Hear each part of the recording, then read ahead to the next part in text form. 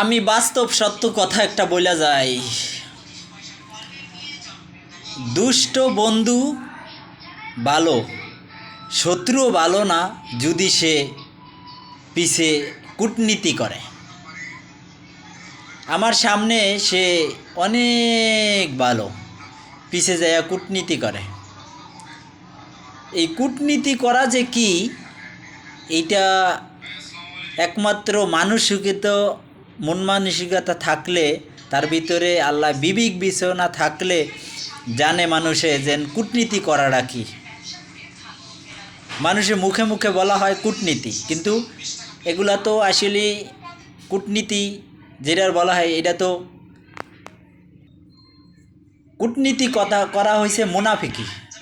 মানুষ একজনের কথা আরেকজনকে লাগায়, এ কইছে এক কথা, ওইখানে যাইয়া আমি হ্যার নামে 5 কথা দিয়া লাগাইছি, এটার নাম হচ্ছে কূটনীতি। মানে এটা হয়েছে মুনাফিকি করা।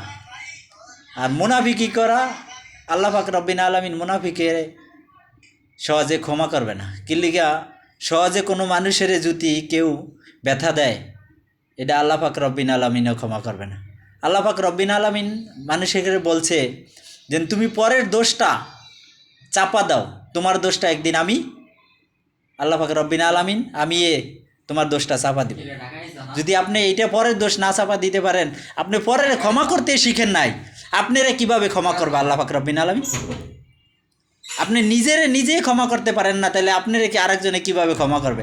আপনি অন্যকে ক্ষমা করে দেন, আল্লাহ পাকও আপনার একদিন ক্ষমা করতে বলিয়া বিশ্বাস রাখতে হবে যে আল্লাহ পাক একদিন আমাকে ক্ষমা করে দিবে, আল্লাহর হুকুম যদি আমি পালন করি অবশ্যই।